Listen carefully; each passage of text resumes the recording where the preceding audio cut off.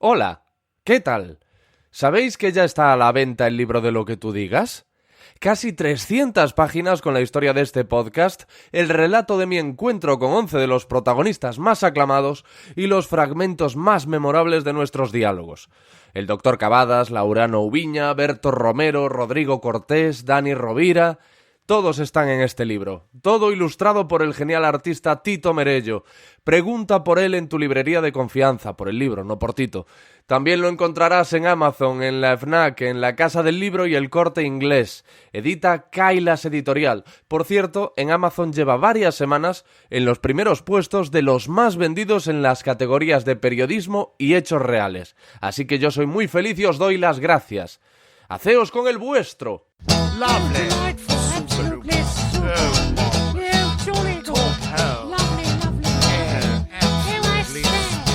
Lo que tú digas, con Alex Fidalgo. You'll find us in high places, but we are not your friends. We use you and abuse you all for our own twisted ends. You think that it's your country, it's ours, you silly twits. We're the notorious, happy and glorious, clench of professional Brits. Hola amigas y amigos, bienvenidos al episodio 99 de Lo que tú digas.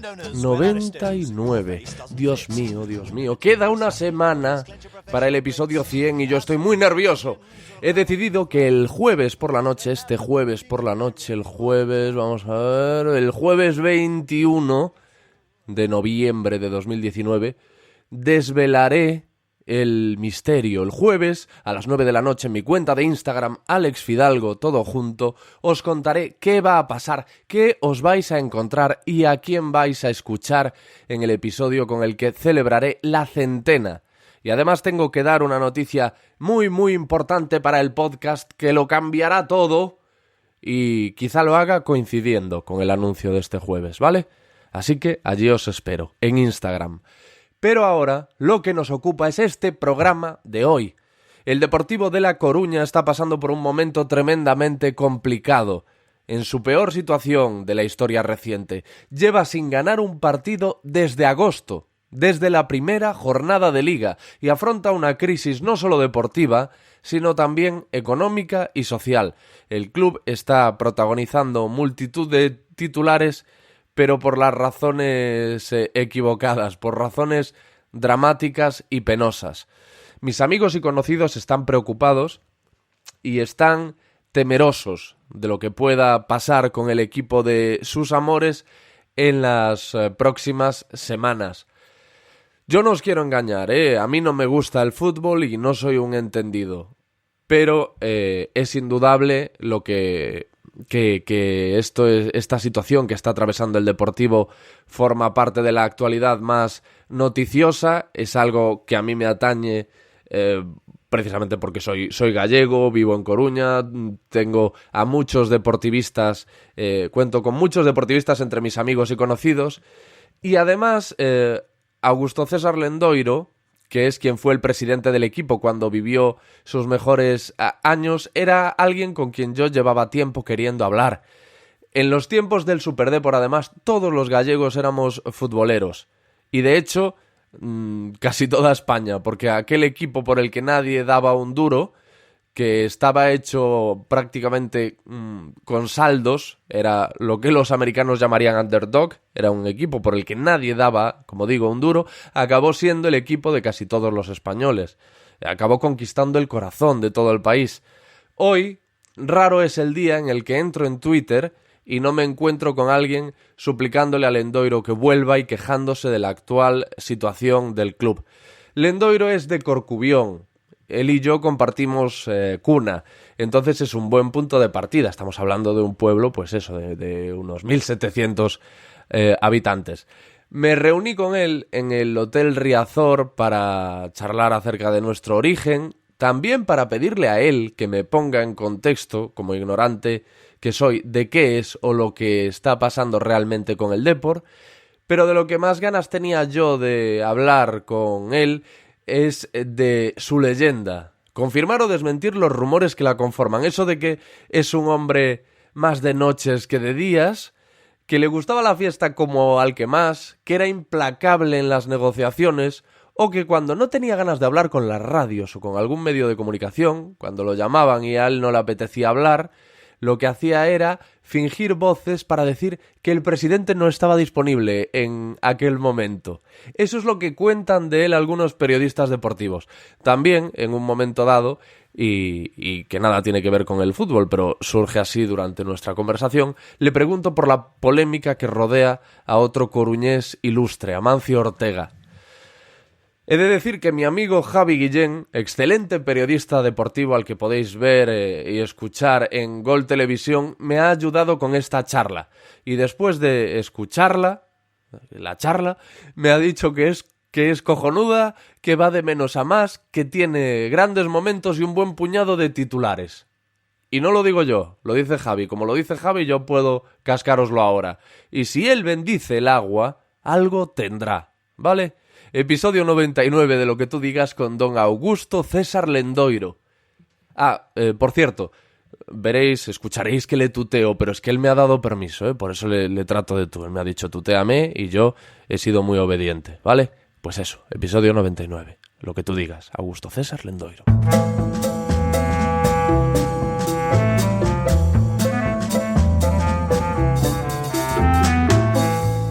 La verdad que si de algo no nos podemos olvidar los gallegos y de forma especial los que vivimos y nacimos en esa zona de la Costa da Morte, es precisamente la cantidad de salvamentos que se pudieron hacer y que no se hicieron por falta de medios, y incluso pues eso, los grandes desastres como fue lo del Prestige y el Nunca Más, ¿no? Bueno, pero bueno, eso va con la vida de cada uno, y yo creo que también te marca en ese sentido y te hace pensar y vivir que las cosas en algunas zonas de España son distintas a otras, ¿no? Es decir, si se habla de hablar del fin de la tierra, yo siempre suelo hablar del principio de la vida, ¿no? De alguna manera es donde te das cuenta que nace algo importante, algo especial, y que ahora pues ha cobrado con el Camino de Santiago de nuevo una gran, para todo el mundo, ya empieza a ser el momento de terminar el camino. Ya no es en Santiago, sino que hay que ir a quemar las naves de alguna forma a Fisterra, ¿no? Tú eres marinero, en el sentido de tener querencia por el mar, o a lo mejor, bueno, pues te ha tocado nacer en Corcubión, pero tampoco... No, bueno, es que además nací en Corcubión, allí solamente permanecí los 2 primeros años de mi vida, después me vine a La Coruña, con lo cual, en el fondo, el mar o lo he perseguido yo o me ha perseguido toda la vida, y por supuesto que es algo inherente a mí, a mi familia, porque no es que haya nacido allí de casualidad, sí, sino que mis padres y mi hermana son de allí, de Corcubión, y mis tíos y mis abuelos y tal. O sea, todo eso, claro, te ha marcado muchísimo, ¿no? En ese sentido, el mar para ti es consustancial con tu vida, ¿no? ¿Y te pasa eso de que cuando estás lejos del mar notas algo en tu ánimo? ¿Hay algo en ti que parece como que no funciona? Sí, pero no lo llegué a experimentar mucho, porque es rara las veces que yo he estado algo de tiempo fuera de lo que es Coruña, de lo que es tu tierra, ¿no? Entonces, la verdad es que no he notado mucho esa situación, porque lo más que a lo mejor estuve fuera por razones o bien deportivas o bien personales, o pues a lo mejor son 15 o 20 días, con lo cual en realidad no te da tiempo a pensar en qué necesidad tienes de volver a ver el mar, ¿no? Ibas con los hijos, a lo mejor por la época de muy pequeños, que los llevábamos por el cambio de aires al Escorial, y pasábamos allí pues el mes de julio. Bueno, pues yo creo que fue los periodos más largos de mi vida, pues han podido ser 15, 20 o 30 días en algún momento en el Escorial, o ahora después últimamente, pues no sé, algunas salidas a Canarias, pero que también el mar lo tenías ahí a la vista. Es decir, no, nunca noté que me faltase el mar, ¿no? ¿Y vuestro lugar de vacaciones era el Escorial? Bueno, de mi familia directa, vamos a decir, de mi mujer y mis hijos, sí, porque nos la aconsejaban por el cambio de clima, ¿no? Es decir, estás acostumbrado al mar, al litoral durante todo el año, y entonces ese cambio de clima, de irte a la montaña relativamente a la zona del Escorial, y la verdad es que allí disfrutaron mis hijos de hasta los 15 o 18 años más o menos de ese mes que pasábamos allí, ese mes de vacaciones, igual que después también lo volvían a pasar con sus abuelos paternos o maternos según los casos, también en la zona de Corcubión, claro, es decir, a lo mejor unos días, un mes, a lo mejor 15 días. Pero bueno, lo que se dice el cambio de aires era el Escorial, porque el médico en aquella época, por lo menos, y ahora me imagino que también será así, lo recomendaba muchísimo, ¿no? El cambio de clima, de estar acostumbrado todo, pues pasar un mes en la zona de la montaña más o menos, y allí nos íbamos al Escorial, un sitio precioso, tranquilo, y que disfrutamos muchísimo también. Bueno, lo disfrutaron ellos mucho más que yo, porque por unas razones o por otras yo la verdad los acompañé muy poco tiempo, y de más a menos, es decir, cuanto más pequeños eran, más tiempo estuve en aquel momento con ellos, pero a medida que iban creciendo yo también iba creciendo mis obligaciones, sí. Y prácticamente ya no estabas en esa época con ellos. Y en cambio sí, mi época de chaval, de joven, sí, pues las pasaba, pues, ahí sí que estaba en Corcubión, sí, siempre, porque mis vacaciones, que eran las vacaciones también de mis padres, y al mismo tiempo la forma de estar con mis abuelos y con mis primos y mis amigos y tal, era volver a los orígenes, volver a Corcubión, ¿no? Porque os trasladáis de Corcubión a Coruña por circunstancias laborales, ¿no? Mi padre viene oficial mayor de notaría, y entonces ya viene un año antes, y al segundo año ya venimos mi madre, mi hermana y yo, y ya desde entonces pues por razones precisamente se desplaza de allí a aquí, porque los críos ya empezábamos a tener, sobre todo mi hermana, ya una cierta edad para empezar a estudiar, y las dificultades normalmente de estudiar en aquella época en Corcubión no era lo mismo que es ahora, ¿no? Las dificultades eran mayores, y entonces ya pensando un poco en el futuro, pensando en el bachillerato, pensando en la propia cercanía a la universidad después, pues mis padres toman la decisión de que hay que moverse de la casa de siempre para venirse a pasar y a disfrutar de La Coruña, y la verdad que fue también una decisión muy buena, ¿no? O sea, yo siempre diré y soy y me siento de Corcubión, pero efectivamente donde me he criado de verdad ha sido en La Coruña, ¿no? Uh-huh. Ya muy jovencito empezaba a vislumbrarse tu mentalidad empresarial un poco, ¿no? Empresarial o de dirección, porque creo que fundaste muy jovencito el Ural. Sí, con 15 años. Bueno, más que fundar, porque yo jugué ya a los 12 años más o menos, debía de tener yo cuando jugué en el Ural. Fue un año, en aquella época prácticamente había un año a lo mejor fútbol infantil y desaparecía, y volvía a aparecer otros años. Entonces ese año existió el fútbol infantil, y yo debía tener 12 o 13 años, y jugué en el Ural. Después desaparece el fútbol infantil y desaparece el Ural, y en un momento determinado, ya con 15 años, que yo ya no era infantil, entonces tengo que refundar el Ural de alguna manera para poder presentarlo, y como ya no tengo edad para jugar en el Ural, pues soy el presidente, el entrenador, el utillero y un poco de todo, ¿no? Y ahí empieza un poco mi dedicación, digamos ya sistemática al fútbol, ¿no?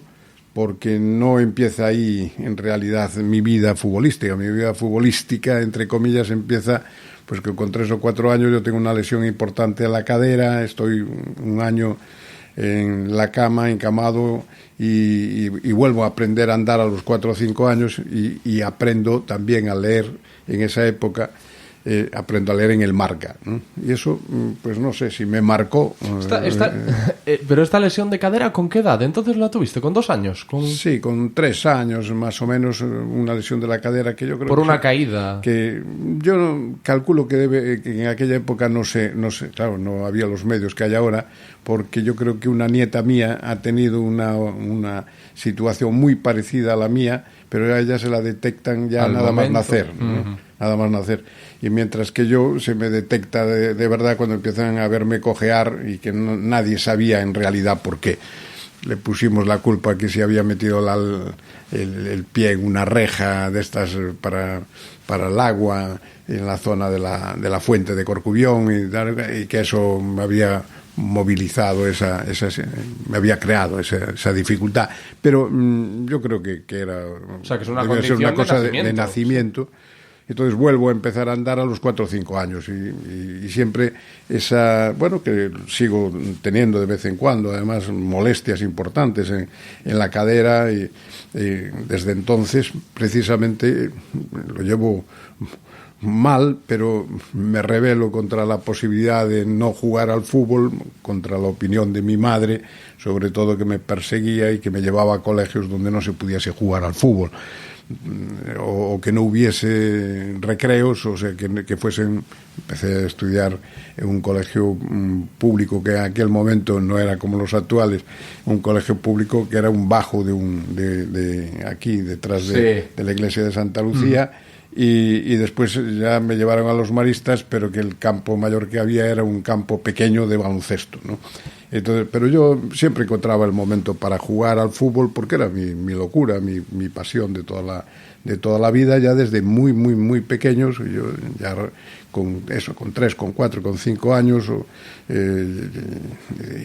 radiabas de alguna manera aquellos partidos de fútbol, porque después fui muy amigo de la familia Mariñas, de los famosos Mariñas y Matías Pras, los periodistas Mariñas y Matías Pras, pero yo tuve mucha amistad con la familia Mariñas porque vivía muy cerquita de mi casa, donde ellos tenían la suya, y donde mantuvimos una gran amistad. Incluso algunos de ellos jugaron en el Ural. Después coincidimos jugando el mayor, que enseguida el pobre murió un accidente de tráfico saliendo en Madrid de televisión. Kiko Mariñas, que coincidimos jugando en el juvenil del Deportivo La Coruña, ¿no? Y jugamos también juntos en el Ural.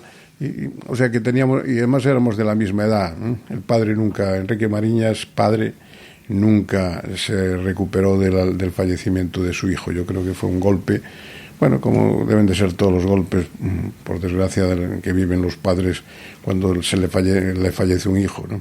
Es lo peor que puede pasar, ¿no? Sí, desde mi punto de vista, y hablando, gracias a Dios, sin haberlo tenido que sufrir, me da la impresión de que es algo que no puedes soportar, que no puedes tolerar en el sentido de como algo normal cuando tú estás vivo y tu hijo ha fallecido, ¿no? Y eso la verdad es que es una de las cosas de esas que te van quedando grabadas, porque lo has vivido muy de cerca, aunque no tuviésemos ningún tipo de familiaridad oficial, pero sí de mucha amistad, ¿no? Lo que observo que estás delgado, te cuidas. Bien. No, bueno, me cuido, quizá no tanto como debería de cuidar, porque me encuentro bien, entonces tienes mucho apetito y te cuesta trabajo el evitar el poder comer que a lo mejor no con la moderación que tendrías que comer, ya por la edad y por haber tenido pues un tema que te tienes que cuidar de temas de corazón y tal. Pero como te gusta comer, como te gusta también tomar un vinito y cosas por el estilo, pues a lo mejor no te cuidas demasiado lo que debía de ser normal, ¿no? Pero bueno, bien, la verdad es que me encuentro muy bien y con muchas ganas de hacer cosas y de seguir haciéndolas, ¿no? Porque la verdad es que nunca dejé de hacerlas, salvo los periodos que por desgracia he tenido que pasar últimamente, ya hace un año y pico que estuve, pues eso, mucho más cerca del otro barrio. Del otro lado que de aquí. O sea que es cierto, yo creo haber escuchado que estuvo muy, muy grave. Tremendamente grave. Prácticamente estuve unos 40 días y 40 noches en la UCI, cerca de 40 días. Y eso, en muchos momentos, pues eso, operaciones, aquello de que, doctor, ¿qué tengo? De todo menos salud. Esto me ocurrió a mí, ¿no? Entonces, por eso hay que primero dar gracias a Dios, después dar gracias al doctor Herrera y su gran grupo de trabajo, que fueron los que me salvaron el GON y después a lo que es la pública en España, la sanidad pública, que es excepcional, que quizá no la valoremos ni de lejos como la tenemos que valorar, porque gracias a ellos en realidad estás donde estás, ¿no? Ahora que mencionas esto, ¿qué opinas de esta polémica que hay respecto a las donaciones de Amancio Ortega, de máquinas? Hombre, es elemental que todo lo que sea favorecer lo que no podemos llegar por razones obvias ni España ni ningún país, ¿no? No puede llegar a tener todos los avances tecnológicos que se pueden producir porque faltan recursos, es decir, aunque le dediques muchos recursos siempre te van a faltar, ¿no? Pues todo lo que sea apoyar esa situación es de ovación y vuelta al ruedo, es decir, o sea, no tiene, desde mi punto de vista, no tiene ninguna limitación la valoración positiva que tienes que hacer de esas cosas, ¿no? Otra cosa también es que el propio Estado también tiene que apoyar esas circunstancias y dedicarle el mayor dinero posible, pero sabemos que eso tiene un límite presupuestario, no solamente para la sanidad, para la educación, para el cambio climático, para todo lo que nos pueda parecer verdaderamente básico en la vida, también tiene una limitación. Eso no. Entonces, todo lo que venga a mayores, pues bienvenido sea. Claro. Una cosa que posiblemente compartas con Amancio Ortega, eras quizá un poco adicto al trabajo. No sé si lo sigues siendo, pero echas la vista atrás y recuerdas tu trayectoria profesional y piensas, quizá debía haber bajado una marcha. No, porque yo nunca me sentía agobiado por el trabajo y seguro que Amancio tampoco. Es una persona muy normal y enamorado de su trabajo, ¿no? Y enamorado de lo que hace y enamorado, por supuesto, encima de cómo le van las cosas, ¿no? Yeah. Pero los demás, si tienes una afición, y yo tuve la inmensa suerte de poder coincidir que la afición tuya y el trabajo pudiese en un momento determinado coincidir, que profesionalmente incluso termino mi vida deportiva siendo profesional del fútbol, ¿no? Cosa que nunca pensé en mi vida y que durante muchísimos años le he dedicado. Pues mira, yo he sido presidente de fútbol más de 50 años ininterrumpidamente, desde los 15 hasta los 68 años. He sido presidente de clubes de fútbol de forma ininterrumpida y solamente los 12 últimos años he sido profesional del fútbol. He cobrado, he vivido a cuenta del fútbol y no poderme dedicar a ninguna otra cosa que no sea el club, y ni siquiera para tener, digamos, hobbies, ¿no? Sí. Salvo, me imagino que me dejarían, aunque no lo fui nunca, presidente de la comunidad de vecinos. Sí. No lo fui nunca, pero no sé si eso me lo permitirían los estatutos. Lo que no me permitían, por ejemplo, era dedicarme a ser presidente del liceo, aunque no cobrase, del liceo de hockey, ni me permitían, por ejemplo, dedicarme a la política, aunque no cobrase.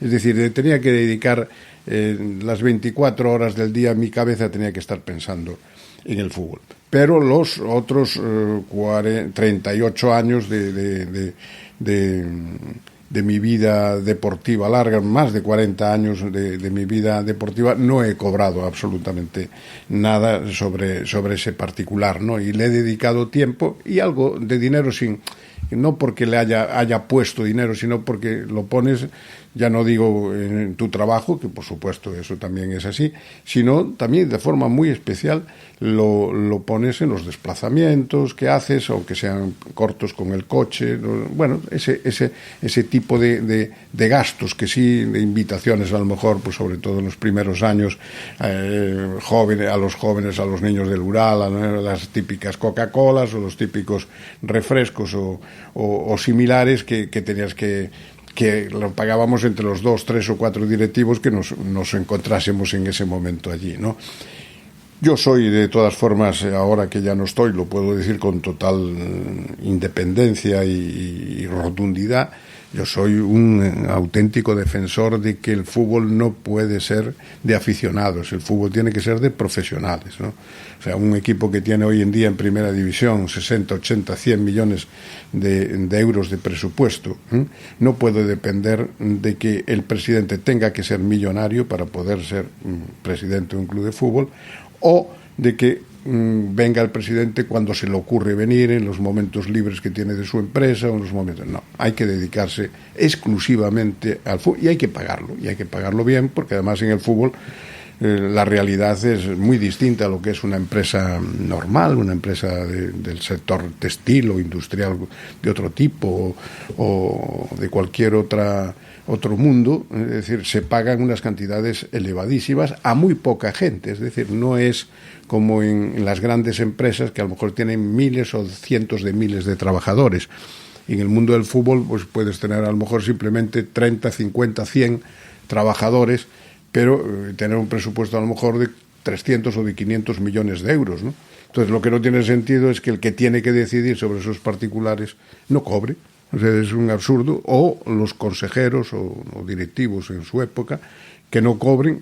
¿Por qué le van a dedicar ese tiempo y por lo menos tener la disculpa al llegar a casa de poderle decir a tu mujer o que vamos a cenar fuera a cuenta de que cobro algo en unas cantidades determinadas, o que vamos unos días de vacaciones a cuenta de lo que anualmente percibo por mi trabajo en el club, ¿no? O sea, el presidente tiene que cobrar sin ningún lugar a dudas, y los consejeros también, cada uno en su proporción, ¿no? Y no depender tampoco de que el club tenga que depender de un presidente que sea millonario y que por lo tanto va a ser presidente y propietario durante toda la vida y lo haga como lo hace. Eso la verdad es que no es lo que nosotros pretendimos, y lo hemos conseguido. Bueno, pues lo hemos conseguido quizá en un periodo al 100% y en otro periodo a medias. Tengo que confesarte que yo no estoy muy puesto en los deportes, en el fútbol, en la prensa deportiva. Este es un programa de personas, pero sí tengo amigos que se dedican al periodismo deportivo y contacté con mi amigo Javi, para saber un poco cómo le estaba yendo al Deportivo. El titular que él me dejó es que está en una de las peores situaciones de los últimos años. Y entonces he pensado, le voy a preguntar al propio Augusto César Lendoiro que si puede me ponga en contexto y me explique qué está pasando ahora mismo con el Deportivo. Por desgracia, en este momento, lo que pasa es que el fútbol es muy cambiable, ¿no? Hoy es así, dentro de 3, 4, 5 jornadas la cosa es completamente distinta, puede serlo, ¿no? Ojalá, ¿no? Pero en este momento no es que estemos en uno de los peores momentos de los últimos años. Estamos en el peor momento de la historia del Deportivo en segunda división. Primera división, la situación es siempre, durante muchísimos años, era del equipo ascensor, de un equipo que podía tener una temporada buena, pero varias malas a lo mejor. Después vino una época brillantísima en estos últimos 25, 30 años, pues hubo 10 o 12 años extraordinarios, pero eso no era lo normal del Deportivo en primera división. Pero en segunda nunca fue la cosa tan mal como en este momento es. Pero vuelvo a insistir que es también una cuestión que a lo mejor en unos partidos se cambia y ojalá se cambie, ¿no? La tendencia no es la mejor, no es la buena. La prueba es que se está haciendo pues unas medias muy bajas de puntuación y que es muy peligroso, claro. Entonces esto lo que hace es que todos tengamos mucho miedo, porque un descenso de categoría en la situación actual del Deportivo sería verdaderamente ruinoso. Sí. O sea, sería algo que nadie nos podemos imaginar. Yo hace 2, 3 jornadas, ahora vamos a la jornada 15, ni quería planteármela cuando llegó este segundo entrenador ya, el segundo entrenador que llegó, Luis César. Lo vi con mucha moral, un hombre de aquí, un gallego de Arousa, que conocía perfectamente el fútbol del Deportivo, llegaba con mucha ilusión, y lo vi y pensé que iba a resolver rápidamente el problema que había en aquel momento. Pero después del primer partido, que perdimos 3-0 en Las Palmas, la gente vio unas declaraciones de él al terminar el partido que a mí me metían miedo, ¿no? Me metía miedo porque me daba aquella impresión de decir, bueno, ¿en qué sitio me he metido yo, ¿no? Es decir, o sea, la imagen que daba era como diciendo, vaya lío, en vaya lío estoy metido, ¿no? Desde entonces la verdad es que no levantamos mucha cabeza y ojalá se pueda levantar y podamos mirar hacia arriba y ya casi si batimos todo tipo de récords históricos en ese sentido positivo, pues podernos meter en el playoff de ascenso, que es lo mínimo que en buena lógica pensábamos todos que iba a estar el Deportivo en este momento, ¿no?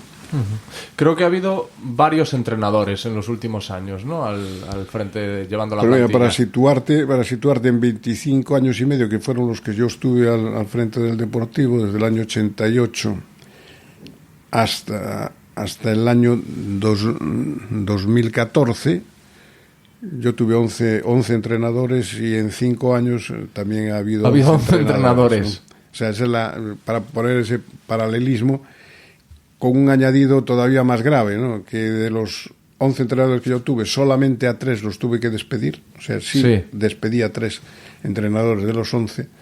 Y aquí de los 11... se despidió. Bueno, uno en realidad todavía está, que es el actual. O sea, que serían del 10, 8 entrenadores se les ha despedido con contrato en vigor, ¿no? Eso es muy malo. Eso en el mundo del fútbol es terrible porque impide el hacer un proyecto, el tener un equipo que poco a poco se va moldeando y se va mejorando. Es como empezar de cero 11 veces en 5 años, ¿no? Algo así. Sí, porque además más o menos en esa época algo parecido ocurrió, porque todos los años había 10, 12, 15 fichajes nuevos y 10, 12, 15 salidas del año anterior, ¿no? Y eso es muy malo, eso es fatal, y cuando digo 10, 12, 15, a lo mejor en algún caso hasta más, ¿no? Entonces esas son situaciones que es muy difícil el planteárselas en el mundo del fútbol y darle consistencia a un proyecto cara al futuro. Si hay tanto cambio de jugadores y aún encima hay tanto cambio de entrenador, la situación es muy negativa, ¿no? Y la solución pasa por cambiar de entrenador, me refiero. Si se han hecho tantos cambios de entrenador, nadie se plantea que quizá no tenga... Estoy hablando desde la más absoluta, creo que se nota, pero desde la más absoluta ignorancia. Pero nadie se plantea, quizá no es el entrenador... el cambio de entrenador la solución. Hombre, es tan evidente eso como que precisamente aún no conociendo demasiado el mundo del fútbol, a cualquier persona se le ocurre pensarlo, ¿no? Pero tanto es así que este último cambio de entrenador, la gente pedía, el público, el socio, el hombre que asiste al estadio, pide que se marchen una serie de personas, pero no habla del entrenador, y precisamente al único que sale del club, al único que se despide, es precisamente al entrenador. O sea, decir eso da pie a pensar, decir, hombre, precisamente vais a tomar la decisión con aquella persona que a priori, para la gente que está alrededor del fútbol, parece que es el que menos culpa tiene de lo que está ocurriendo, ¿no? Claro. Pues eso ha ocurrido aquí, pero hace un mes o 2 meses, ¿no? ¿Y por qué el Depor está en la situación, la deportiva? Bueno, pues por multitud de factores que más o menos están relacionados con lo que hemos hablado. Pero ¿por qué está en la situación económica en la que está? Que también es delicada. No, la situación económica, vamos a ver, se habla mucho de que la deuda es muy importante, y es verdad, la deuda es muy importante, parece que está en unos 80, 90 millones de euros, pero es ficticio. Y digo ficticio porque después de la situación que se creó con el concurso de acreedores, esa cantidad es a pagar en 35 años, ¿no? O sea, se ha conseguido que la deuda ordinaria del concurso de acreedores se pague en 17 años y en los 17 siguientes la deuda subordinada. Por el medio había una deuda con Hacienda que la asume después a banca y que tiene, me parece, según se habla, de unos 15 años para pagarla. Entonces, el hecho de que exista esa deuda tan grande es como el que compra una casa y dice, no, es que ¿qué deuda tiene pues el propietario de esta casa, que tiene una deuda con el banco del 90% del precio de la casa? Sí, pero yo lo que tengo que pagar cada año es un 3, un 5% del precio total, no tengo que pagar el total, nadie me puede exigir que yo pague el total, ¿no?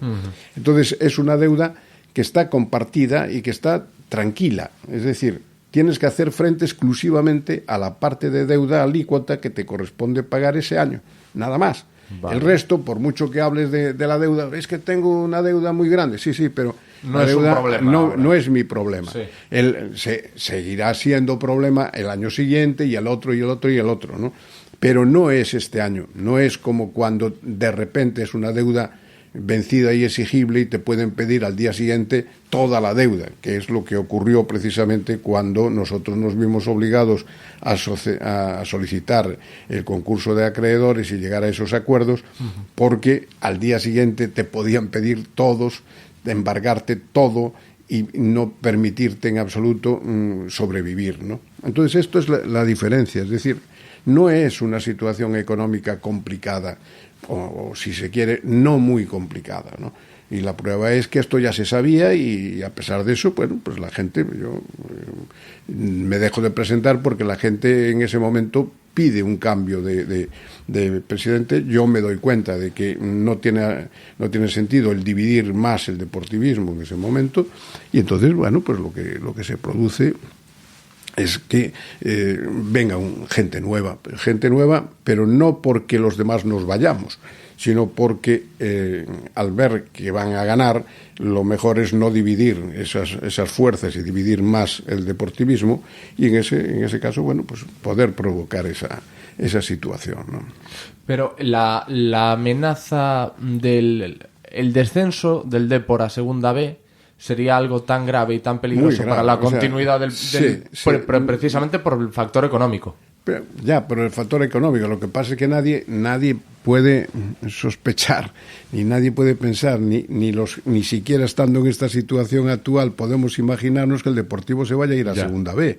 Es decir, el planteamiento es completamente distinto y ahí es ya la tendencia de decir, bueno, nosotros en el momento que nos vamos el equipo está de primero, segundo de segunda división en el año 13-14, ya totalmente enfocado para ascender a primera división, se produce efectivamente el ascenso y ya desde primera división esa situación es completamente distinta.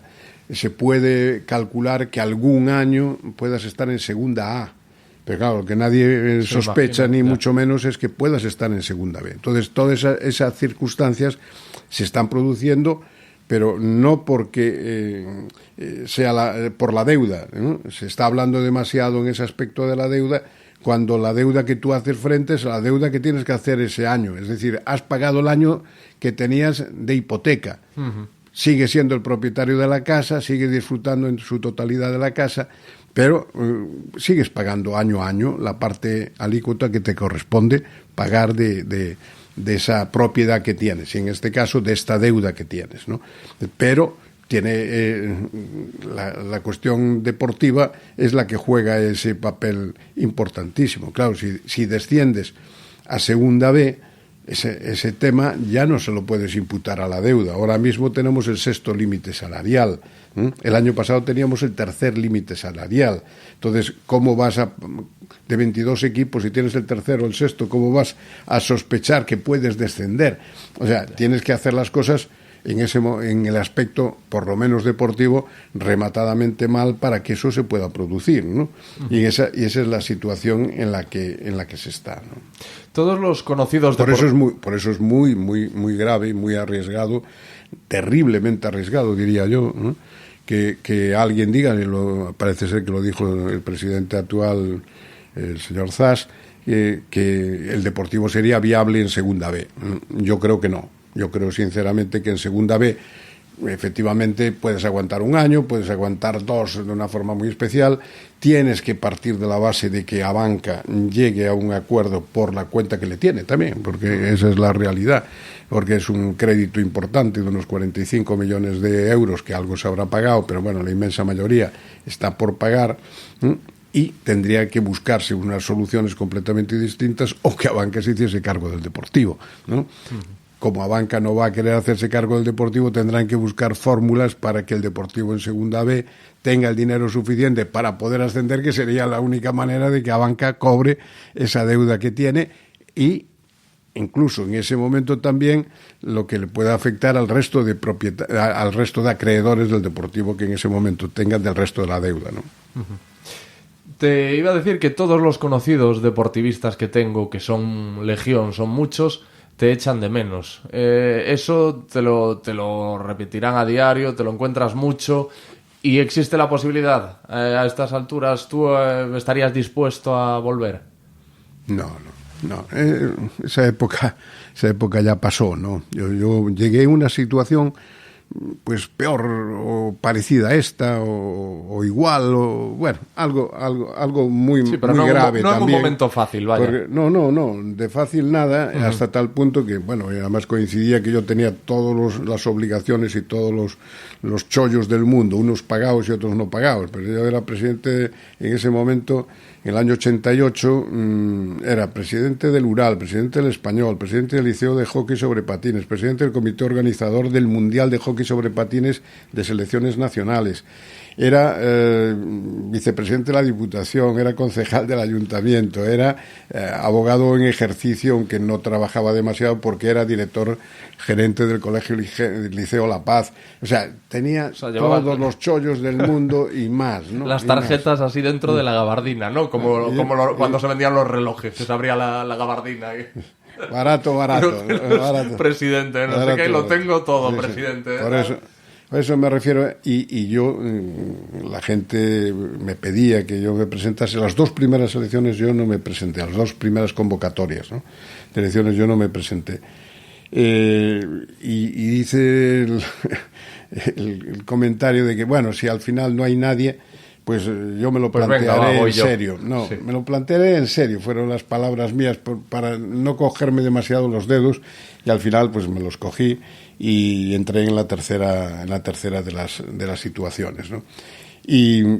Pero claro, eran épocas en que aunque tenías ya 5 o 6 hijos, pero tenías 40 o 40 y pocos años, ¿no? Uh-huh. Y ahora, pues bueno, me imagino que tendrá que venir pues lo que sí me ofrezco siempre, y tanto al que está actualmente como al anterior, que me sustituyó a mí, al señor Fernández, al señor Zas, que está ahora y tal, me he ofrecido para colaborar con ellos. Nunca me lo pido, sobre todo el señor Fernández, porque hay muchas cosas que han tolerado y que han creído a los que al enemigo, vamos a decir, al que nosotros teníamos que contraatacar, y le han creído pues en las deudas, en las cosas y tal, y eso trajo como consecuencia, bueno, pues situaciones de incremento de deuda o de no hacer propia a acreedores que éramos de otros clubs, y perder derechos que teníamos a nuestro favor, ¿no?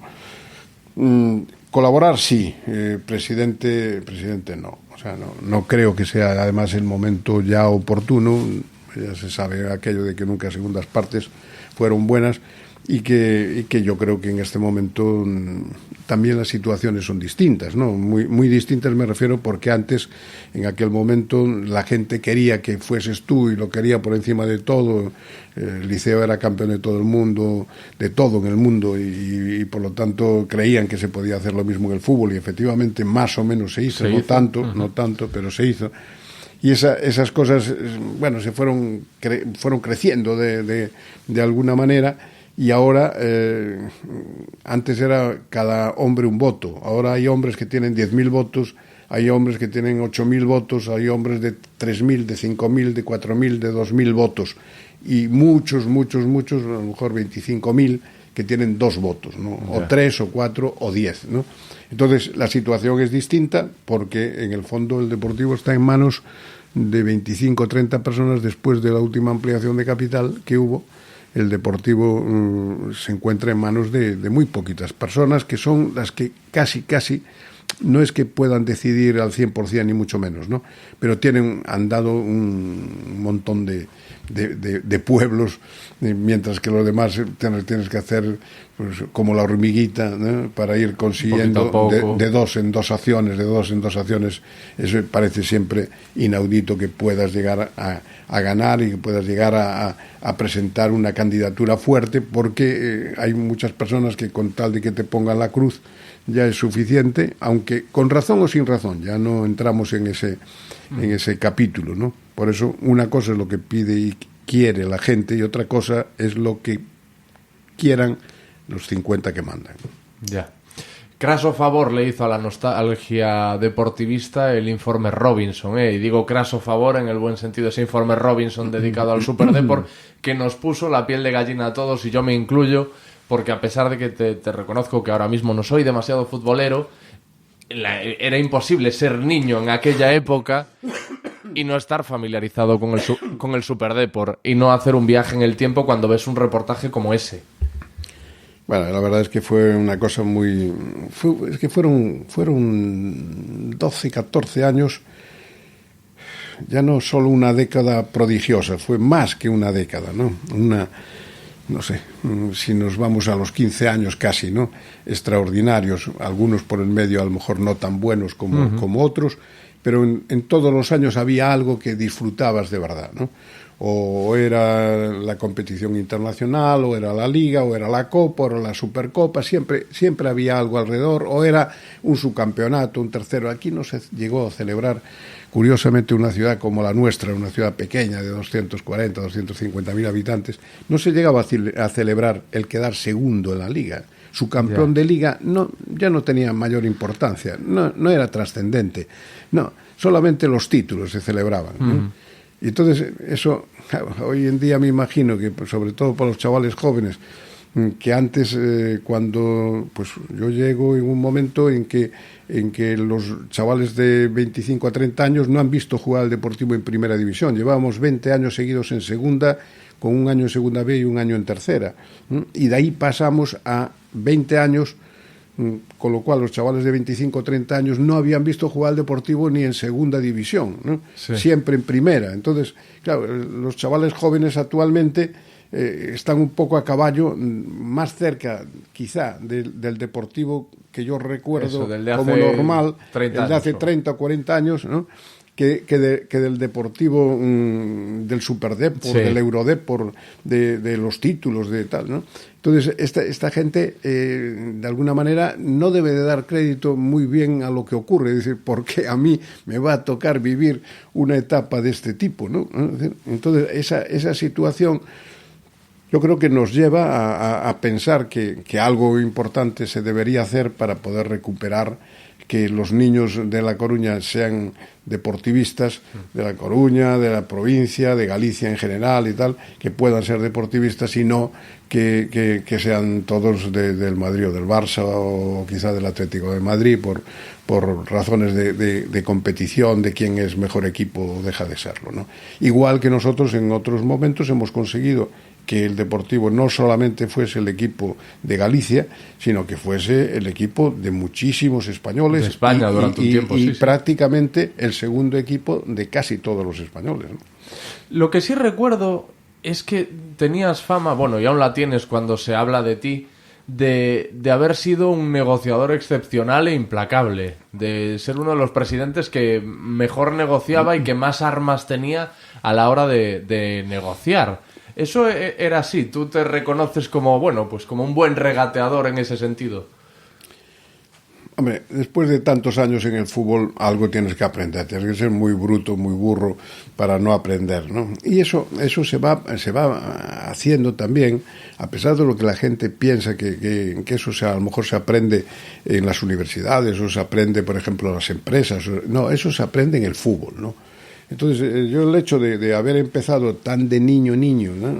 Primero pues para leer en el Marca y después a continuación a los 12 años ya te metes en el mundo del fútbol y ya a los 15 eres presidente de un club, pero ininterrumpidamente se mantiene durante ese periodo de tiempo. Es lógico que vayas aprendiendo muchísimas cosas. Yo siempre lo relaciono, el tema de esa carrera, de alguna manera, por el fútbol modesto, por el fútbol infantil, el fútbol juvenil, el fútbol aficionado en general, con lo que debe ser, me imagino, aunque yo no lo haya sido nunca, pues el director de teatro o director de cine, para llegar a eso, pues antes pasaban pues por ser director del teatro colegial, de la parroquia, del universitario, sí, era una cosa gradual, que se iba aprendiendo y que te ibas haciendo precisamente con eso. ¿Por qué?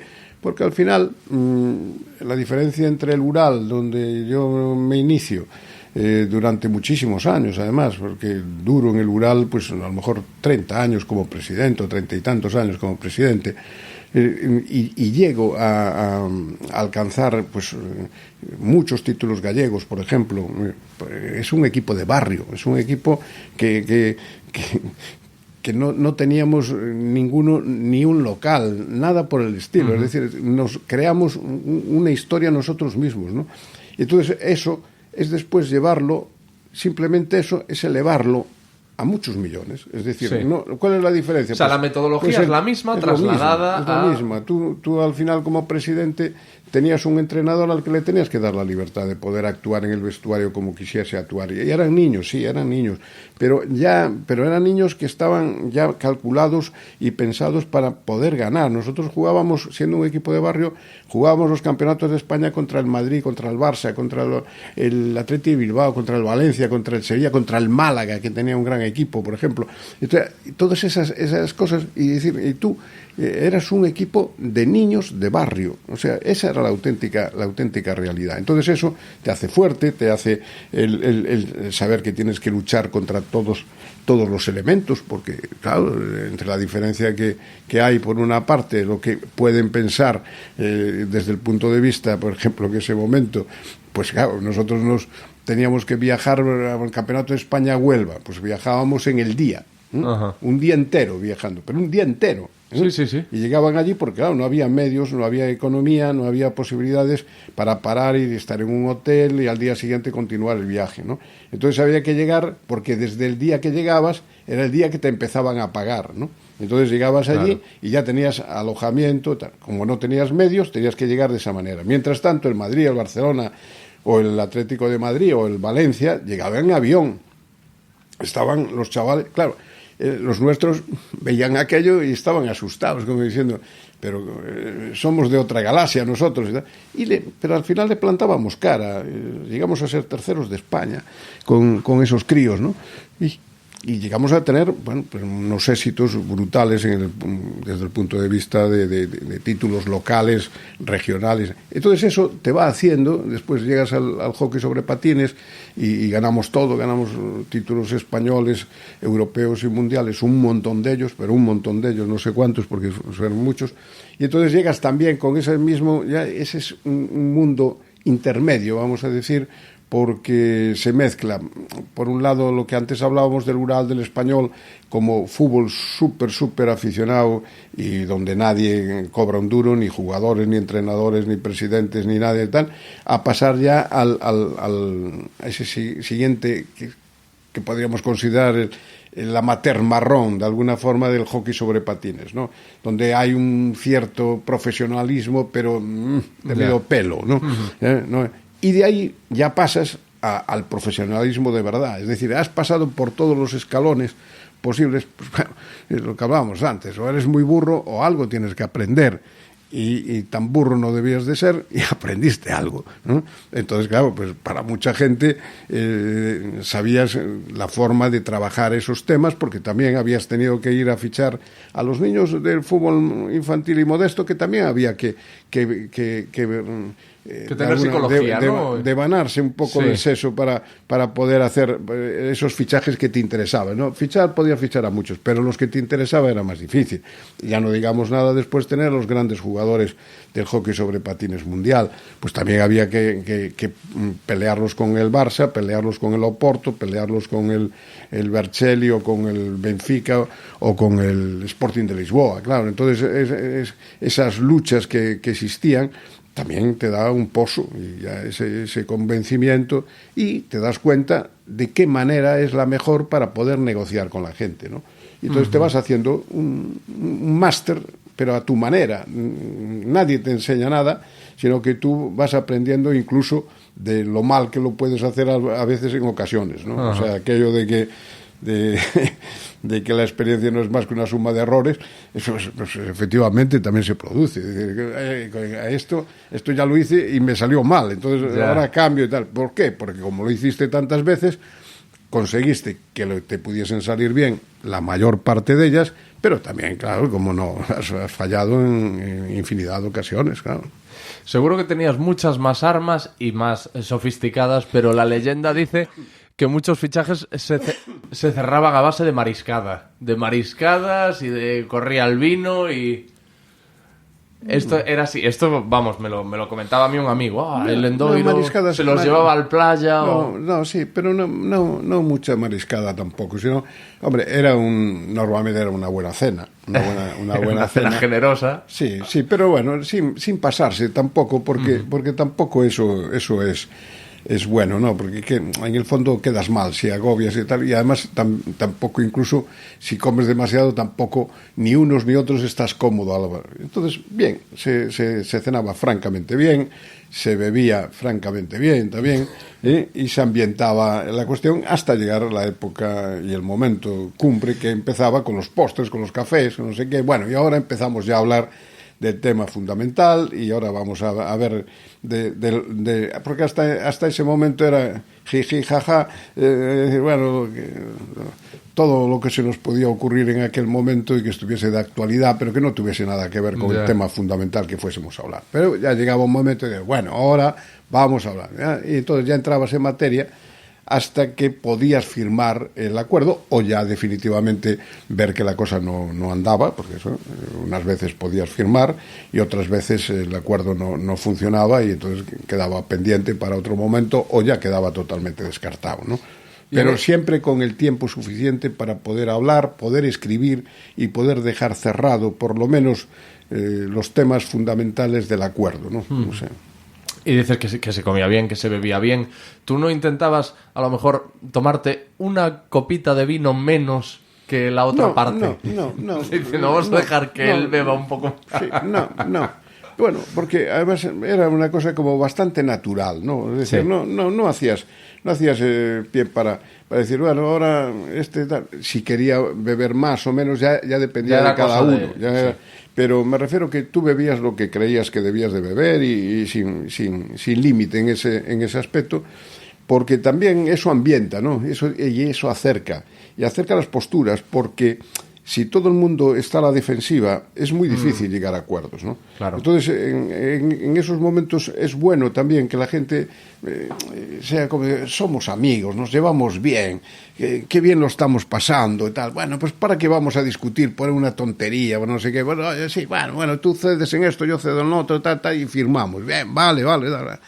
Esa es un poco la filosofía de esos acuerdos, donde además, como es por la noche, porque generalmente era por la noche, pues ya no hay ruidos, ya nadie te llama por teléfono, nadie te toca la puerta a ver si puede hablar con el presidente, o si hay una llamada pues de quien fuese, tal. No, a esas horas ya no hay ni llamadas ni nada por el estilo, porque incluso en aquel momento, y hasta que yo y me obligan en la Liga, al ser embajador de la Liga, que fui embajador de la Liga, cuando eras yo solo un embajador, ahora hay 30, 40, 50, no sé, hay la tira de embajadores, de grandes jugadores, la verdad es que tal, pero bueno, yo era un poco otro tipo de embajador, ¿no? O sea, y ya no tenía teléfono móvil, con lo cual nadie me podía llamar por teléfono. Eso también me lo habían dicho, que durante muchos años, muchísimos años, hasta que me obligó la Liga a tener teléfono móvil, porque claro, era embajador y viajaba muchísimo a Asia, América, claro, que esto me decía mi amigo. Entonces, no tenía teléfono, sí. Y la prueba es que sigo teniendo un teléfono arcaico, ¿no? Sí, ¿no? De estos de llamada y ya. No tengo, eso es... Bueno, es una BlackBerry, ¿no? Sí, es una BlackBerry. Pero esto fue muy moderno hace 10 años, ¿no? Claro, justo cuando fue lo de la Liga. Más o menos, casi, ¿no? ¿Y recuerdas un fichaje que todavía hoy, cuando lo rememores, te rías por cómo lo cerraste? ¿O te sorprendas a ti mismo diciendo, joder, cómo cerré yo aquel fichaje? Muchos de los fichajes son situaciones así muy, muy especiales. Hay veces que incluso fichajes que a lo mejor pueden ser de más o menos relumbrón, ¿no? Pero que son de temas y que se han producido de una forma curiosa, ¿no? Y unas veces, pues porque tú te desplazas, como fue el caso, por ejemplo, con Bebeto, con Mauro Silva, que nos vamos, Luis Sánchez do Porto y yo, nos vamos a Brasil pensando que no tenemos nada que hacer, porque es lo que nos dice todo el mundo, que no hay nada que hacer. Bebeto se va para el Borussia de Dortmund, tal, no sé qué, y vais a perder el tiempo y tal. Bueno, pues a pesar de todo vamos allí, tenemos que quemar esa nave y tal.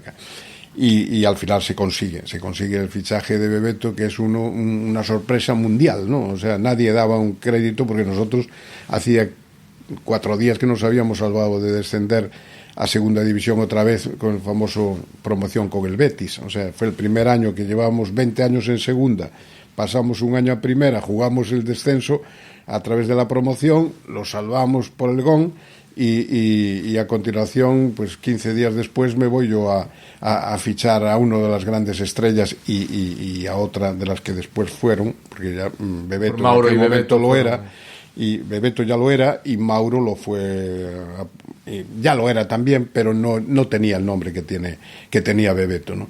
Pero en ese viaje de 8 o 10 días a Brasil nos fichamos a los dos. ¿Qué hubiese ocurrido si vamos y nos venimos con las manos vacías? Pues hubiesen dicho que íbamos de fiesta, de amigas y de cosas por el estilo. Eso es lo que tiene también de encanto el mundo del fútbol, ¿no? O sea, son mundos que la gente es como el mundo de la farándula, tal, que le encanta a todo el mundo, y todo el mundo le gustaría vivir esas situaciones. Y es no muy hubo bonito fiestecita en Brasil, de paso que fuisteis. No, nosotros en ese aspecto éramos muy cumplidores, ¿no? Jugábamos con los colores de nuestro club siempre. y algún otro, es que esos fichajes, por ejemplo, se cuenta muy bien la historia en este documental, en el informe Robinson sobre el Superdeport. ¿Y algún otro? No, hay muchos casos. Hay el caso, por ejemplo, de Guardado, por ejemplo, así como cosas anecdóticas, ¿no? Guardado que a las 8 de la tarde se acuestan los holandeses pensando que lo tienen firmado, y a las 8 de la mañana se levantan y los tenemos firmados nosotros, ¿no? Durante la noche, precisamente, ellos parten de la base de que lo tienen totalmente firmado, las palabras, no sé qué, y seguro que lo tenían así.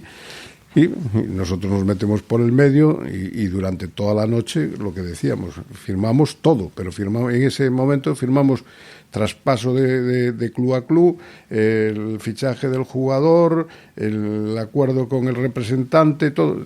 En 6, 7, 8 horas habíamos cambiado por completo la marcha de Guardado. En vez de ir al PSV, pues se vino para aquí. O sea, algo parecido pues fue lo de Flavio, por ejemplo. Flavio lo da el Marca como fichaje del Madrid, ya Flavio con la camiseta del Madrid en la mano, lo da el Marca.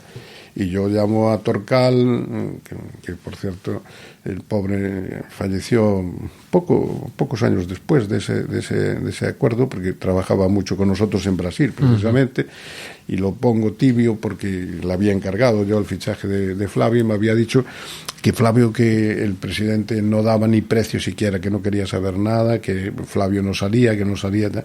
Entonces lo llamo yo, dice, fíjate tal, lo que, pues no sé, a las 10, 11 de la mañana lo llamo. Y me dice él, no puede ser, déjame que yo pregunte qué tal. Bueno, y entonces, como sale eso en el Marca, él pregunta, le dicen que efectivamente se va a ir al Madrid, aunque el Palmeiras, que era el club donde estaba, no querían perderlo porque tenía que jugar el campeonato de Brasil, el estadual, en esa época, y no lo querían dejar ir hasta enero, y bueno, y total se va, y no sé si eran $6 millones o $7 millones y tal. Entonces yo me acuerdo de decirle, al saber esto, como no estaba firmado, le digo, bueno, pues oye, diles que le dejamos el jugador hasta enero, y que le damos $500,000 más. Y así fue como se cerró. En 3 horas, en 4 horas se firmó el fichaje de Flavio. Cuando el Madrid se dio cuenta, había hecho el comentario a la prensa, había sacado incluso la foto y tal, pero Flavio es jugador nuestro, decía el Madrid, dice, no, que nosotros tenemos los papeliños, ya tenemos los papeliños firmados y tal. Y efectivamente, pues, Flavio se vino para el Deportivo y eso demuestra lo que es el fútbol, es decir, tú no puedes dar una noticia antes de que esté firmada. Y cuidado, que no siempre que se firma en el fútbol, al final nada es indestructible. Y que a lo mejor no se lleva a cabo el asunto a pesar de estar firmado. Y yo pongo un ejemplo que me viene ahora a la cabeza. También un jugador, en este caso era un entrenador impresionante que firmó por nosotros, Oleg Romansé, que en el fútbol ruso de la época fue el Novamás, llegó a ser entrenador, presidente del Spartak de Moscú, después fue presidente y entrenador de la selección rusa, o sea, lo fue todo en el mundo del fútbol, y viene aquí. Ve precisamente en el hotel donde está, en el Hotel Riazor, se pasa toda la noche viendo vídeos de cuando habíamos ascendido nosotros, era cuando venía él para aquí, y viendo vídeos de las categorías inferiores y del primer equipo, se pasa toda la noche viendo vídeos y firma al día siguiente firma el contrato con nosotros. Y yo ya me doy cuenta de que él no tenía muchas ganas de quedarse, no sé qué, pero él firma el contrato y digo, bueno, pues malo será. Bueno, pues se va para allá y dice que como es general o comandante del ejército ruso, que no lo dejan salir, ¿no? O sea, que ni siquiera muchas veces en el fútbol, firmando los contratos, se llevan a cabo esos contratos, ¿no? Como para que si tienes la promesa, si te lo dijeron de palabra o algo por el estilo, entonces eso ya no vale absolutamente para nada, ¿no? Uh-huh. Tú lo has dicho que muchos de estos fichajes se cerraban de madrugada. Siempre has sido un poco vampiro, en el sentido de que uno de tus momentos de máxima actividad diaria es por la noche. Sí, no, eso sí. Primero porque me gusta mucho la noche. O sea, eso ya parto de la base de que siempre me ha gustado y me sigue gustando. Esa frase sacada de contexto, la de... No hay que sacarla de contexto. Me gusta mucho la noche. Y me gusta, me encanta la noche. Y todo lo que hay alrededor de la noche también, ¿no? ¿Eres juerguista? ¿Te gusta la juerga también? Sí. Bueno, la juerga a mí me gusta mucho, o sea, pasa que ya las edades pues juegan otros papeles y tal, ¿no? Pero a mí siempre me gustó la charla, el cantar, el bailar. Chistes, el bailar también. Uh-huh. El bailar no tanto, quizá como otras cosas, pero bueno, el disfrutar un poco del ambiente y sobre todo la tertulia, ¿no? Es decir, yo soy un enamorado y eso trae como consecuencia, pues eso, el que pasan horas y lo pasas bien, si el ambiente es bueno, si la tertulia es incisiva y si coincide, pues qué sé yo, pues un Plumilla espabilado y no sé qué, no sé cuándo, pues lo pasas bien, y entonces, bueno, sí. Pues eso puede tener límites o no tenerlos según las cuestiones, ¿no? O sea, yo he pasado, por ejemplo, el récord lo tengo pero ya en plan de trabajo, de entrar 9:30, 10 de la noche a cenar con Las Palmas, que habían venido 4 o 5, me acuerdo que venían con un mazo enorme de puros canarios, uh-huh. y se los liquidaron todos. Era un mazo de puros, no de pitillos. En una noche. En una noche, porque empezamos a las 10 de la noche y terminamos a las 12 de la mañana del día siguiente. O sea, en un after hour, 14, no, en el mismo sitio, porque bueno, ya. El sitio donde iba, que en ese caso había sido el Manjar. Estábamos allí y sabía ya también el propietario que ese era uno de los puntos flacos de alguna forma que tenía el negocio, ¿no? Que tenía que aguantarme esas situaciones. ¿Hasta cuándo? Pues hasta que terminemos. Y terminamos a las 12 de la mañana y curiosamente a las 10 de la mañana estuvo a punto de romperse la negociación del acuerdo, que era un convenio complicado con Las Palmas, que nos debía el dinero de traspaso de Schürrer, que no nos había pagado, y que entonces teníamos que buscar una fórmula a través de jugadores que pudiesen venir para el Deportivo y que supusiesen el que ya se eliminase la deuda. O sea, habréis cerrado fichajes un poco perjudicaditos, porque si No, hacéis esas no. fiestas Sí. y alguno lo cerrabais a las 10 de la mañana... Lo que pasa es que ya también es cierto que yo me acuerdo de muchos días en que a las 4 o 5 de la mañana tomar un par de huevos fritos, ¿no? Es decir, Sí. eso era también un poco tradicional cuando la cosa se complicaba mucho, ¿no? Y esa era la realidad de las cosas, y todo el mundo ya después más o menos sabía qué era lo que podía ocurrir esa noche, y entonces el sistema que solían utilizar era que cuando ya eran algo veteranos, que venían aquí temprano y se quedaban 2 o 3 horas durmiendo la siesta por la tarde para llegar frescos a la noche, ¿no? Eso sí. Pero la verdad es que era un mundo muy, muy atractivo, muy, muy bonito, y que disfrutaba mucho. Por eso es tan bonito para mucha gente que lo tiene interiorizado, y después lo que no se da cuenta es que ellos no saben de eso, ¿no? Ese es el gran problema que tiene el fútbol, ¿no? Es decir, que sí, que es muy bonito, es muy atractivo para todo el mundo, que a todo el mundo le gusta, sí, pero ¿y usted esto entiende o no entiende, no? Porque claro, esa es una gran realidad. Dice, no, es que yo me rodeo de gente, sí, pero ¿cómo se va a rodear usted de gente que sabe de fútbol si el primero que no sabe de fútbol es usted? Que tiene que depender de alguien que le diga de quién se tiene que rodear, ¿no? O sea, yo no me puedo imaginar yo, con mis poquísimas dotes, por no decir ninguna desde el punto de vista tecnológico, que tenga que hacer yo un casting de la gente que puede en temas tecnológicos ser importante, ¿no? O sea, dice, no, es que ahora yo, aunque tengas dinero, si muchas veces no es eso. Hay gente que sin cobrar es carísima, ¿no? Y la verdad es que eso se produce muy a menudo, ¿no? Yo tengo un amigo periodista deportivo que me decía, además, en relación a esto que hablamos de que tu momento de mayor actividad era por la noche, que si quería contactarte un programa deportivo de los nocturnos, de los que suelen acabar bastante tarde, tenían que llamar a la sede del Depor. O sea, estabas en la sede del Depor y no en casa. Y me contaba que a veces, a lo mejor, no te apetecía mucho hablar y fingías una voz al responder, y estás dibujando una sonrisa, por lo cual puede que esto sea cierto.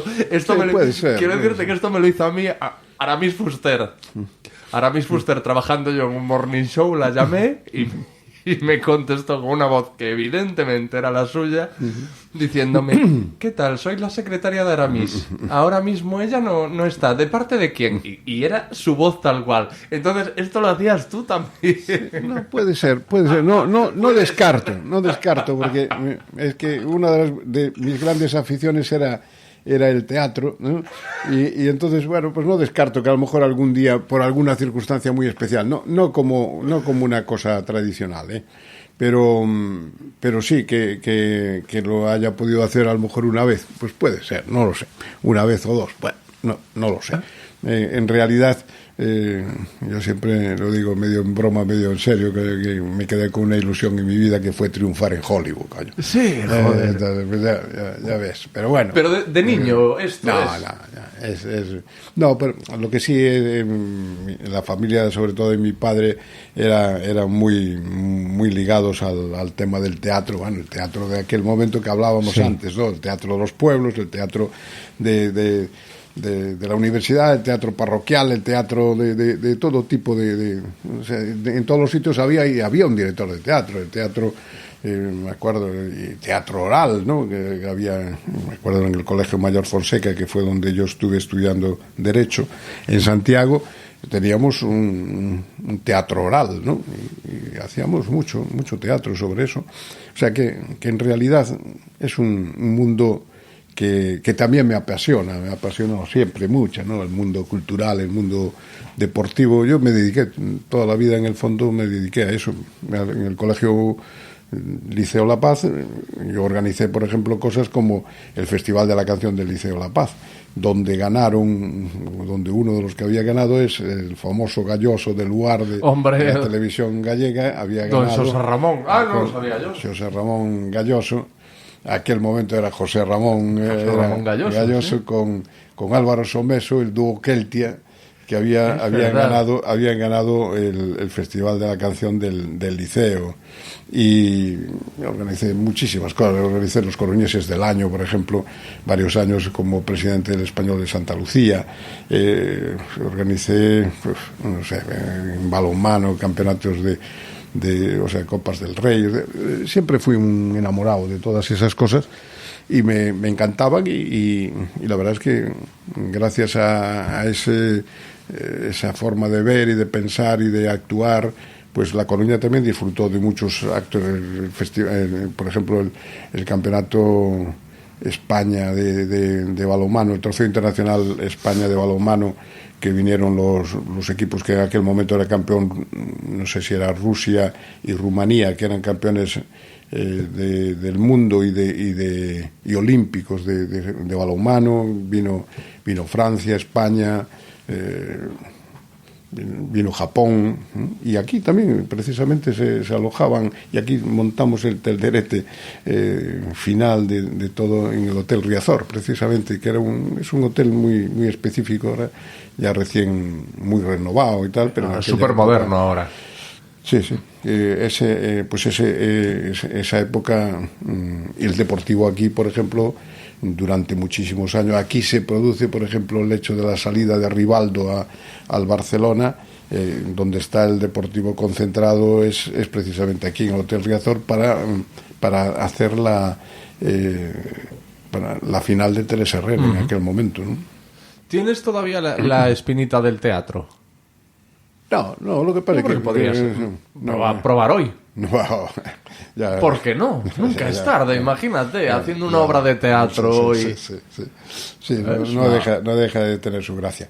Pero me refiero un poco en plan de broma, o sea, entre serio y broma, porque fue algo que siempre me atrajo, pero me atrajo sobre todo, yo creo que en ese aspecto, pues por lo que me contaba mi padre de las épocas claro, de la época. Yo me acuerdo en Corcubión en algún momento de coger la silla e ir a ver el teatrillo que te montaban y que venían de fuera, que pasaban allí, que ibas con la silla de casa. O sea, sí. La silla no es porque estuviese ya montado el teatrillo allí, sino que tenías que montarlo porque venían los de fuera, pues, como a veces ocurre y como se ve en las películas antiguas, ¿no? El teatro itinerante, ¿no? Que va itinerante, por... claro. ¿Y dónde lo hacían? ¿Allí en la plaza o en el campo de la iglesia? En la plaza. Mismo en la zona de la plaza de... Pero yo me acuerdo de algún año, no es que fuese siempre, ¿no? Sino que me acuerdo de algún momento que efectivamente era allí. Íbamos, claro, pues después de cenar íbamos allí al teatro, ¿no? Y por un casual no recordarás, si es que esto hubiese pasado de verdad, que no lo sabemos, ¿qué voz ponías cuando te llamaban a las tantas de la madrugada y no querías contestar? Esa voz con la que yo quizás sea... me río porque es la voz que normalmente pongo si cojo alguna llamada de números que no conozco, porque pienso que pueden ser de Vodafone o de Orange, sí, o de Movistar, o de no sé qué, no sé cuánto, y entonces pongo una voz para decir, no está, el dueño del aparato no está. O sea que esa sería la voz con la que dirías, no, pues no lo sé, el señor Lendoiro no está en este momento. Puede ser. Esta anécdota o esta leyenda, que ahora más o menos tú me confirmas que puede tener una base cierta, como te decía, me la comentó un amigo periodista deportivo. Y yo quería comentarte, ¿crees que ha cambiado mucho? Porque desde fuera es la sensación que yo tengo, que ha cambiado bastante el periodismo deportivo, el que se hacía antes muchísimo, con respecto del que se hace ahora. Muchísimo. Totalmente, yo creo. Bueno, ahora yo también, es cierto que no estoy muy metido en ese... Hubo una época, por ejemplo, que García, yo fui... con García fue una relación de amor y odio brutal la que tuve durante mucho tiempo, ¿no? Estuve con él hace nada en este programa también. Pues yo me acuerdo porque la llegada nuestra, claro, mientras no estabas en primera división prácticamente, salvo cosas muy puntuales, pues no costabas, ¿no? A efectos de García, por ejemplo, porque tenía bueno, una audiencia extraordinaria y era un hombre que trabajaba mucho después podías tener acuerdos o desacuerdos, pero trabajaba mucho los temas. Y después la verdad es que hemos pasado por momentos hubo un momento en que yo le prohibí entrar a la gente de García por los insultos que había habido, le prohibí entrar en el estadio, ¿no? Que era justo cuando García en concreto estaba en relación con La Voz de Galicia. Debía de ser Radio Antena 3, debía de ser, o algo por el estilo, debía haber y tal. Y me acuerdo que al comentarista como no podía entrar, era José Gerardo Fernández, y entonces el alcalde le había permitido entrar, curiosamente, en el pabellón de deportes, porque no había la zona de grada que ahora hay en la zona de pabellón. El estadio no estaba cerrado por los 4 costados, una parte la que daba al mar estaba abierta, y entonces José Gerardo estaba retransmitiendo partidos a casi 200 metros de la portería que estaba en general, ¿no? Sí. O sea que yo no sé cómo vería tal a través del ventanuco que había curiosamente en el vestuario del Liceo de Hockey sobre Patines. O sea, estaba asomado. Tenía que mirar desde allí porque no podía entrar en el estadio, ¿no? Entonces, curiosamente, los riazorbus le cantaban: Gerardo, eunuco, sal del ventanuco. Gerardo, eunuco, sal del ventanuco. Y entonces, ese momento, después, él se disculpó conmigo, o sea, García se disculpó conmigo porque me había dicho que yo quería ser hasta presidente de las putas y tal. Bueno. Y a partir de ahí tuvimos una relación que para todos los temas importantes me llevaba a mí y tal. Y después volvimos a tener una situación muy, muy mala a raíz de que yo cierro el asunto con Canal Plus, ¿no? Porque es el que me ofrece unas condiciones mejores, con mucha diferencia, y como él estaba defendiendo los intereses en aquel momento de la venta de los derechos televisivos a Antonio Asensio, de Antena 3, pues también se enfrenta conmigo y después en cambio pues ya cambió el asunto cuando ya uno y otro dejamos el fútbol, y ahora cuando nos vemos pues nos damos grandes abrazos y tal, pero hemos pasado por situaciones verdaderamente de amor y odio, ¿no?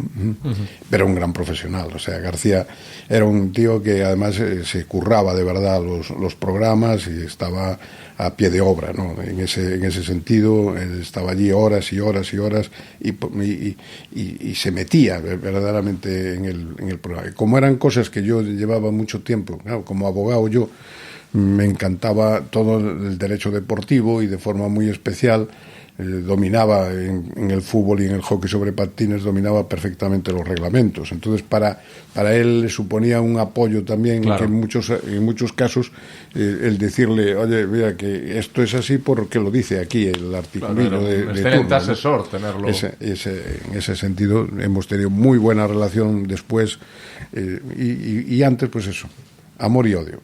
¿Y crees que la prensa deportiva, me decías que sí, que crees que ha cambiado muchísimo? Y entiendo que, como más allá de los acuerdos y desacuerdos con García, has ensalzado lo mucho que trabajaba y lo mucho que se empapaba de todo el mundo del deporte. No eran cosas, digamos, o sea, él entraba en profundidad en los temas, ¿no? Y podía gustarte más o menos el punto de vista que le diese al asunto, pero lo que sí no le podías negar era que profundizaba, que estudiaba y que pedía información a unos y a otros. Me imagino que también un poco a su manera, y a lo mejor apoyando a unos o a otros según pudiese él ver las cosas, ¿no? Y entonces lo que crees es que ahora se entra menos en profundidad o se queda más en la superficie. Es que posiblemente la gente, o sea, el público en general prefiera, bueno, pues una cosa más distendida, más, sobre todo por las noches, ¿no? Algo que no te ponga nervioso a lo mejor sobre ese particular. Y García era de los que verdaderamente estabas en tensión de lo que podía ocurrir, de lo que podía decir. de que podía ser muy hiriente, atacaba con muchísima vehemencia, ¿no? Era otro estilo, ¿no? Era otro estilo y yo creo que ahora muchas veces la gente también se queda un poco un poco la parafernalia que se ha banalizado, ¿no? Un poquito a lo mejor, claro, el mundo un poco más en plan un poco de pasarlo bien, de sacarle un poco de hierro al problema y quizá pues eso, hombre, por un lado lo hace más digerible, pero por otro lado, para los que, digamos, en el fútbol sabemos leer y escribir, no supone el no profundizar demasiado en los temas y no agradarte demasiado, ¿no? ¿Y crees que ahora los directivos y la gente del fútbol puede estar más tranquila que en aquellos tiempos? Porque en aquellos tiempos, claro, el fútbol estaba bajo la lupa de García, que podía denunciar toda irregularidad de la que tuviese noticia. Y ahora que, como estás diciendo tú, nos quedamos un poquito más en la superficie y más en el espectáculo. Sí, ahora, bueno, yo tampoco lo sigo ahora las emisoras de la misma manera, ¿no? Pero quizás sea efectivamente no sea tan hiriente, ¿no? Esa situación y las directivas estar un poco más tranquilas, ¿no? Ahora a veces yo creo que lo que puede ocurrir, y bueno, que también se produce con generalidad y también quizás se produjese antes, es que dependiendo de a quién atiendas antes o después o no sé qué, pues te tratan mejor o te tratan peor. Cuando tratas de ser objetivo y te tratas de ser libre e independiente y actuar con todo el mundo pues de la misma manera, posiblemente haya gente que no lo entienda, ¿no? Y si ahora hubiese un García o un periodista con ese colmillo que tenía José María, ¿crees que hoy tendría trabajo esa persona? O sea, en el sentido de habría tela que cortar si pusiese me imagino que mucho, porque el mundo del fútbol ha cambiado mucho, ¿no? El mundo del fútbol, por ejemplo, antes y ahora aparecen pues infinidad por un lado aparecía el Indio en el Racing de Santander, el Jeque en el Málaga, el chino en el Español o el de Singapur en el Valencia. O sea, hay un mare magnum de gente que se ha hecho cargo de equipos y que nunca han sido hombres de fútbol. Es decir, no es aquello de decir, bueno, es que este ya venía de tal sitio, de tal otro. O sea, gente del deporte. No, o sea, han aparecido, yo me imagino que García, si volviese García, iba a estar, bueno, pues encantado, porque debe haber una cantidad de cosas que él podría tirar de la manta, que incluso muy superior a lo que podía ocurrir a lo mejor hace muchos años, ¿no? Porque la gente de fútbol se ha perdido un poco eso, ¿no? Ahora casi hay un montón de presidentes, salvo los de los grandes equipos y de los equipos más tradicionales y tal, y no de todos, que no son personas yo me acuerdo de la época que yo he vivido de verdad y que era impresionante, de Gil, de Caneda, de Lopera, sí. Lo recuerdo, de infinidad de dueño de Picolín, de gente simpatiquísima y que eran verdaderos personajes, pero es cierto. Que para escribir libros y libros, ¿no? O sea, gente que podías después estar o no de acuerdo con lo que dijesen y tal, pero que pasabas un muy buen rato con ellos. Bueno, a otro nivel, por ejemplo, un hombre sopesado y que pasó por casi todos los puestos importantes del fútbol español, como Manolo Vegarango, ¿no? Y después, pues, gente que Ángel María Villar, por ejemplo, y ahora la situación que se creó también ahí de choque con Tebas, ahora Tebas con Rubiales. Es decir, yo me imagino que si hubiese puesto las botas García, no hubiese dado abasto con los temas. O sea, que está más corrupto este mundillo ahora que en aquel entonces. No hablo de corrupto, no hablo de corrupto, hablo de curioso, ¿no? O sea, sí. En aquel momento era mucho más, digamos, de más ambiente, de más risas, de que el fútbol se tomaba de otra manera. La época, por ejemplo, de Mendoza en el Madrid, ¿no? O de Joan Gaspar en el Barça. O sea, son épocas que es muy difícil que puedan volver, porque, o de Paco Roche en el Valencia, ¿no? En el Valencia. Eran personajes muy curiosos, o sea, cada uno a su manera, y que podías estar escribiendo y hablando una semana sobre uno y sobre otro, y la forma de ser de cada uno, ¿no? Pero la verdad es que hoy en día no encuentras ese perfil en el presidente actual de cada uno de los equipos. A la inmensa mayoría es que no los conoce nadie, son gente aséptica por completo, que no aparece, o que cuando aparece pero no está al frente. Una de las cosas que, por ejemplo, yo nunca entenderé es que no se hable después de los partidos, por ejemplo, ¿no? Uh-huh. O sea, incluso en esos partidos importantes que tienen en el palco a una persona como Mónica Marchante o algo por el estilo, y te das cuenta que van después a hablar personas que no pueden hablar, que no pueden decir lo que a ellos les gustaría decir. El presidente siempre, para bien o para mal, puede decir lo que le dé la gana. Sí. Porque él es responsable de lo que dice, Uh-huh.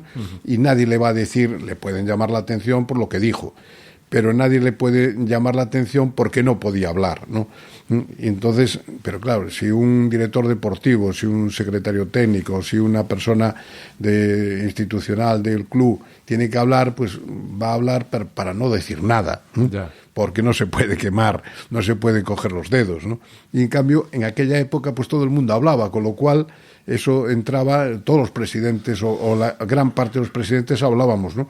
Con lo cual la gente le sacaba tela al asunto, porque decía, bueno, pues de lo que ha dicho, pues yo me quedo con esto, o me ha tranquilizado, o me ha puesto más nervioso, o no lo soporto a esta persona como habla, o me encanta. Me encanta. O sea, eran personalidades, claro, con las que también el aficionado tenía un vínculo especial. Entonces te aceptaba o no te aceptaba, ¿no? Pero ahora resulta que es que no los conoces, ¿no? ¿Y por qué se han apartado del foco mediático? Yo creo que le tiene miedo a lo que puedan decir, ¿no? Es muy difícil también hablar después de un partido.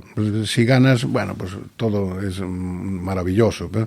Pero si estás perdiendo, o si estás en una situación difícil, si uno que aspira a ser campeón no lo va a ser, o si alguien que no iba a descender puede descender, o si alguien que no iba a correr peligro corre. Es decir, claro, eso transmitirlo el presidente a la gente le cuesta mucho trabajo, porque no es fácil, ¿no? Pero en tus tiempos ya pasaba eso. Sí, pero la gente estaba acostumbrada y hubo un momento en el que la gente empezó a tener la posibilidad de liberarse de ese problema, ¿no? Y entonces empezaron a encargar a segundas o terceras personas que hablasen en su lugar. Uh-huh. En vez del presidente, habla el secretario técnico, habla el director deportivo, habla el director institucional, o habla un determinado sector que no tiene. Entonces, en el momento ese lo aprovecharon ya no solamente los grandes equipos, sino que lo aprovecharon también los pequeños y los medianos equipos para decir, yo tampoco, no sé, si por miedo, si por querer ser también otros de los grandes, es decir, si los grandes lo hacen, yo también lo voy a hacer, ¿no? Uh-huh. Bueno, Augusto, yo para acabar simplemente cotejar contigo otra leyenda acerca de tu persona, y es que no conduces, que jamás has conducido. ¿Esto es así? No. Que sí conduces. No conduzco ahora. Ya desde hace años yo me rebelé en La Coruña contra el sistema de aparcamientos de Paco Vázquez, ¿no? Y no, porque es que en aquel momento pues no podías comprar una plaza de garaje, porque no podías, económicamente no ponías, y entonces le regalé mi coche, se lo regalé a un cuñado mío, que por cierto, el pollo de él me largó alguna multa, ¿no? Alguna multa mayor. Le regalaste un coche y él a cambio te regaló alguna que otra multa. ¡Qué maravilla! ¡Qué buen negocio! Sí. Empatamos, o sea, yo le regalé el coche y él me regaló multas. Pero sí, yo durante muchos años conduje. No es que me gustase de forma muy especial, ¿no? Uh-huh. Un detalle muy curioso sobre el tema de coches y similares desde el punto de vista familiar, que nosotros, yo tengo 6 hijos, mi mujer y yo totalizábamos 8 personas con posibilidad de tener coche, y en mi casa no había ningún coche. Ni un coche para las 8 personas. Ahora mis hijos, ya con sus mujeres o maridos, tienen coches, o sea, todos o casi todos lo tienen, ¿no? Pero hubo un momento en que con la edad suficiente como para que todos tuviésemos coche, no teníamos ninguno. Pero tendríais un chofer o tendríais... No, nadie, no. No, me cogías o el taxi de turno, yo fui bastante de taxi, o el taxi o el trolebús, o el autobús, o el trolebús era de mi época. Pero ¿cómo ibas a ir en autobús? Tú eras muy conocido. Sí, no, pero bueno, en ocasiones lo hacías, pero bueno, sobre todo taxi. Sobre todo el taxi, siempre. O sea, desde hace muchos años. Porque aún trabajaba yo en el Colegio Liceo La Paz cuando dejamos cuando regalé el coche. O sea que eso hace ya muchísimos años, ¿no? Y desde entonces pues era utilizar el taxi de forma fundamental. ¿Tu cuñado sigue con tu coche? No, ya lo cambió.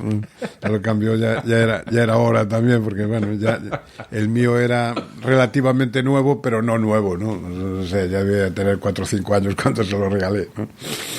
Bueno, Augusto, un placer, un honor, por supuesto, compartir un rato con una de las personalidades más importantes y conocidas de la historia del fútbol de mi país, y además corcubionés, que eso me hace a mí especial ilusión, haber conocido y haber estado charlando con un corcubionés ilustre.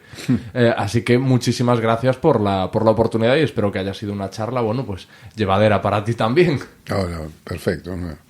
Muy, muy agradable y espero que guste. Gracias. Lo que tú digas, gente que vale la pena escuchar. Hasta aquí esta conversación con don Augusto César Lendoiro. Ojalá que la situación del Depor mejore y que en los próximos meses, en lugar de lamentar, tengan cosas los deportivistas que celebrar. Yo lo que sí celebro es que Lo que tú digas, el libro ya está a la venta. Corre a tu librería ahora mismo, entra en Amazon, en la web de Amazon, en la web del Corte Inglés, la FNAC o la Casa del Libro, y hazte con el tuyo, la historia del podcast y un repaso a algunas de las conversaciones más memorables. Os recuerdo mis redes, Alex Fidalgo en Instagram, donde hablaré del episodio 100 este jueves a las 9 de la noche, Alex-Fidalgo y LQT de Radio todo junto en Twitter, Alex Fidalgo en Facebook, y el correo electrónico para los más locuaces, alex@loquetudigas.es, donde también, como os comenté la semana pasada, podéis hacerme propuestas económicas o propuestas de todo tipo. Y nada, eso, episodio 100, muchas sorpresas, una gran noticia, no digo más, ¿vale? Gracias y adiós.